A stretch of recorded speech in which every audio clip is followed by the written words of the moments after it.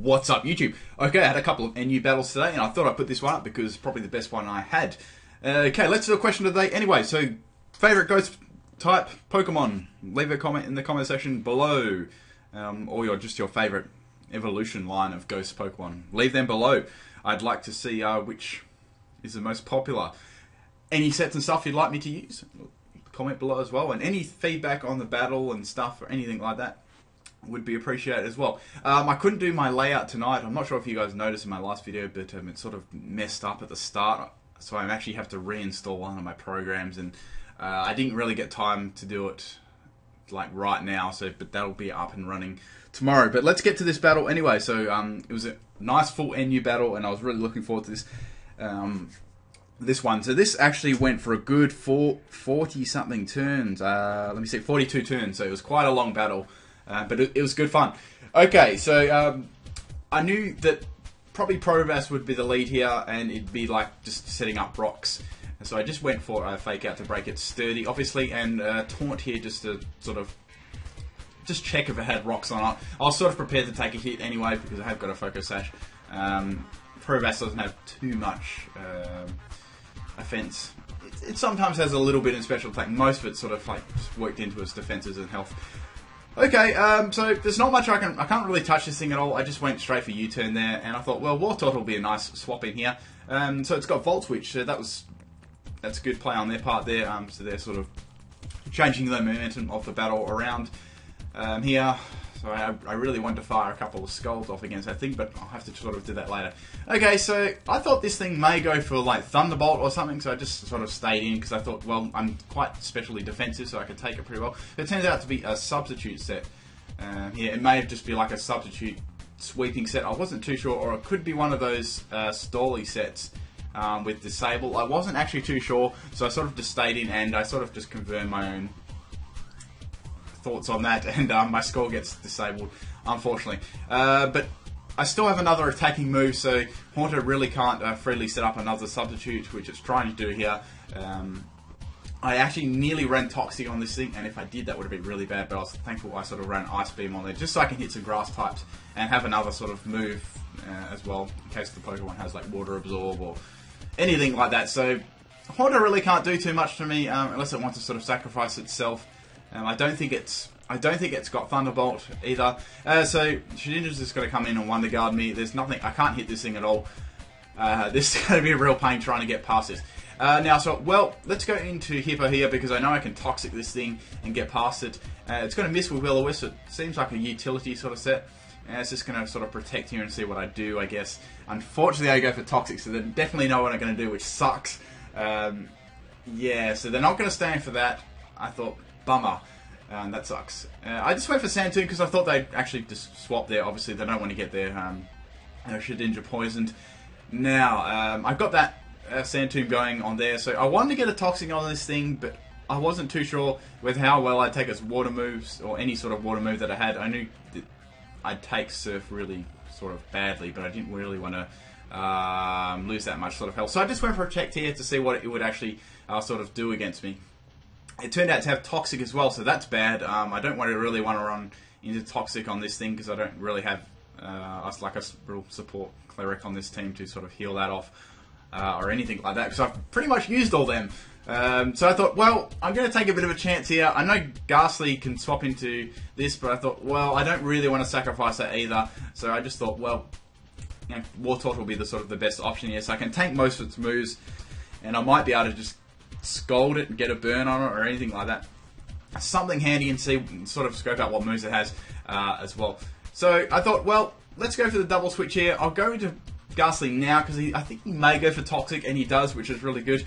I can sort of just see what this is. I'm actually running a Choice Scarf Ghastly. I almost tricked it, my Choice Scarf, but I thought, I don't want to burn it so early on in the game. Not much, like, I don't think anything's actually been KO'd yet, so I didn't really want to burn that. I thought, well, let's just go for Shadow Ball, because like I thought they may think I had like carrying Thunderbolt on here, because you know, like, Haunter can carry that, so can Ghastly.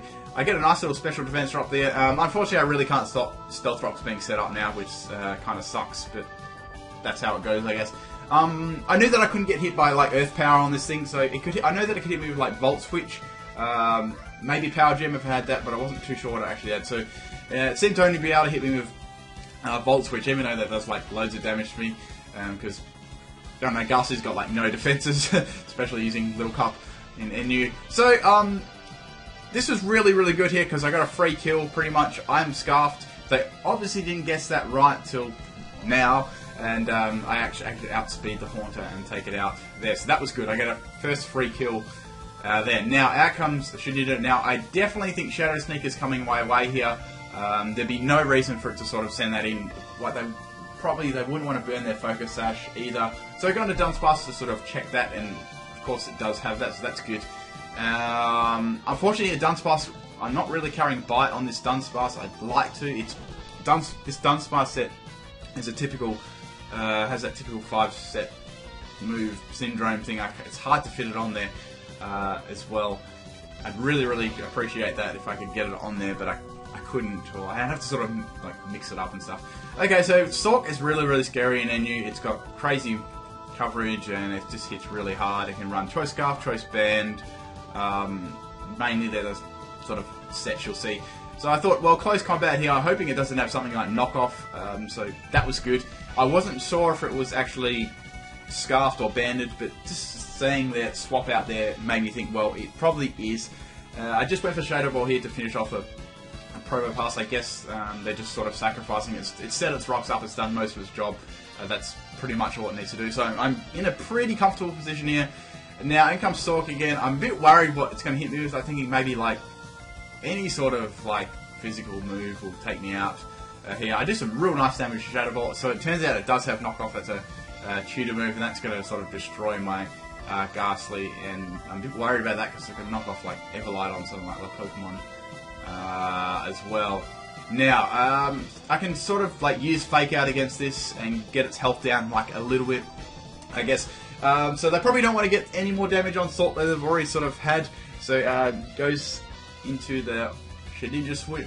So that's good. I just went for Night Slash here because I thought, well, let's just get the damage on it anyway, even if it probably won't stay in. But it did actually stay in, and it used Will-O-Wisp. So it burnt its Focus Sash to sort of get a burn on me. I guess I was pretty strong with Leopard against a couple of the Pokemon in this team as well. So I guess it was a good thing they got a burn on me to sort of stop that. Now, I couldn't really do much damage at all. Like, I did have Taunt. I knew that Walrein may have something like... We've already seen Toxic on it. It could have... I wasn't sure if it had, like, Encore, because I can sometimes carry Encore, like Rest, Sleep, Talk, anything like that, those sort of moves. So I thought, well, I might just stay in here and just throw Taunt up for the hell of it. It's probably just going to finish me off with Surf, but what do you know, it actually had Encore, so... It was trying to Encore me into Night Slash. I'm not too sure what it was, if it was going to set up or anything like that. It's normally just a bulky wall with Surf and Encore, that sort of thing. So I really couldn't do anything else with Leopard. It was pretty much useless. I mean, I could have saved it for Shedinja, but I did have something else to sort of take that out.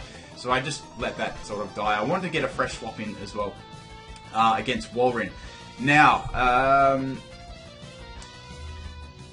I was quite confident here I could take at least one Surf really badly, and I wanted to bait them into it, which was my sort of whole plan here. So Walrein does go for the Surf, does like tons of damage to me, but I do hit with Toxic, which is really important there, because this Walrein was... excuse me. This Walrein was really annoying, and I needed to get like at least a Toxic sort of on it. Now, I didn't really want to waste Hippo here, so I thought, well, let's just sort of swap out here, because he may come in handy later for something, or just maybe just some fodder. I may even be able to get a Slack Off back to sort of get his health, but I wasn't too sure about that. But I didn't want to waste him yet. He actually Encored me there, probably thinking that I'd go for Protect or something like that. That could have been really bad as well. Like locking me into like a status move. So I thought, well, let's just go into Dunsparce, because I know that I can at least hit this thing with Headbutt and do some damage to it. It's going to withdraw again, so obviously that Shedinja is really fucking annoying. So Headbutt is not going to... I wish I had Bite. I wish I had Bite on this, or even something just to sort of hit it, or Rock Slide, or one of those sort of moves just to hit it. That's the only problem. Dunsparce is great with Headbutt, but it is walled by Ghost types. Now, I just went to Hippo here just to sort of see, well, I might be able to get a slack off. Let's just see. Unfortunately, it's going to will-o-wisp and it's going to hit me there. So there's not too much I can sort of do here. I thought, well, hell, I've got a little bit of health. Let's just go for slack off. It does use Shadow Sneak, and this was really awesome here. I actually live with 2 health. It was amazing, and I get the Toxic off there. That was really, really important. I don't think I would have been able to take that out otherwise. I don't think I had any other moves to take that out. I can't actually remember, but that was really important, getting rid of that thing, because that was constantly checking me all the time with Wonder Guard. It's bloody annoying. Okay, so that's Hippo down, but he did a really good job there getting rid of that Shedinja. Now, I thought, well, this would be a good time to send in Dunsparce again, sort of see what's happening. So out comes Behemoth, sort of my life bard's out of the way, he can sort of freely come out. I thought, well, let's just paralyze this thing anyway, see if I can get in my little headbutt Parahax trap. Here, it's going to go for a nasty plot. So this thing has already got amazing special attack already. So if I get hit by one of these attacks, like Psyshock, Psychic, anything like that, I'm going to get absolutely like annihilated. So I need to sort of at least get some damage on, or just keep like headbutting, spamming it till I can't attack. Unfortunately, I didn't get the flinch there or the Parahax. It was really, really quite unlucky that didn't happen. So poor Dunsparce goes down there. Very, very unlucky they're not getting at least one. So Big Bird here is really my only option to sort of clean up the rest of these Pokemon if I can. I had to go for Brave Bird here because in case it was carrying some sort of EVs in health, which I thought it might be like max health, max special attack. So I had to go for my strongest move there over Return. I didn't really want to take the recoil damage, but I sort of had to. So I wasn't too confident in taking Warren out with a Brave Bird either because it may be quite defensive. I'm not sure how they've actually built it, so I thought, well, I need that for Sawk because, yeah, Sawk is a big problem still. I might be able to get like a couple of turns here with, with Wartortle here, and I can like tank out most of its moves. Like I did have a move to hit it with Scald. I could just keep Scalding, I guess, and Sawk could not freely swap into that Scald either without sort of fearing a burn and taking like damage himself. So I thought that was my best sort of play at this point in the game. Here, I really just need to get some damage on that Walrein or try and take it out. So like Brave Bird or Return could actually like two-shot both of the Pokemon, because I knew that my Pidgeot would be actually taking Stealth Rock damage upon switching it in again. So I need to be quite careful there what I did. So Warren really couldn't hit me too hardly. Obviously its only attacking move here was Surf, so that was a really good thing. And I really couldn't hit it hard, but I did have the actual Toxic sort of going for me. They can't swap out here, they're sort of locked into sort of taking me out as well. And as I explained before with Scald and stuff, you sort of don't really want to swap your Sawk into a burn or anything like that, or a chance of a burn, is a completely sort of wreck it. So I'm just continuing to Scald here. This was a very, very long battle. This part was quite long. Us just using like Surf and Scald against each other. So maybe he suspects that I had Rest or something like that, which I did, so that was a good move. I was almost going to Rest the next turn, but now I can't because I'm on-court into Scald, which sort of sucks. Warren is pretty much on his last legs. I'm just going to go more Scalds, and hoping it will sort of just fate it out, and Surfer's not going to take me out, but I know Sawk is going to come in and just sort of revenge kill me, but that's sort of fine. I have Pidgeot left, so I'm pretty confident I can finish the rest of this battle off, but damn, it was a really marathon battle at the start there, and especially this part here too. Okay, so finally Walren's down. Now, so last poke is a Choice. I'm not sure if it's Choice Scarf. I think it might be Choice Bandsaw because I actually outsped it with my Ghastly. So I'm thinking it's Choice Bandsaw. So I'm definitely going to go down to that there. So I'm on my last Pokemon as well, my Pidgeot. And I know I'm going to take some bad Stealth Rock damage. And it is sort of in range for me to take out with Return, I hope. But I thought, well, it doesn't have a huge amount of health left. I can probably get away with a Brave Bird here and just live with a couple of health points. So I just went for it, thought, fuck it. And that actually takes it out there, which obviously, complete unnecessary crit. Well, I couldn't say that. And I do live with a couple of health points there. So, damn, that was an awesome battle.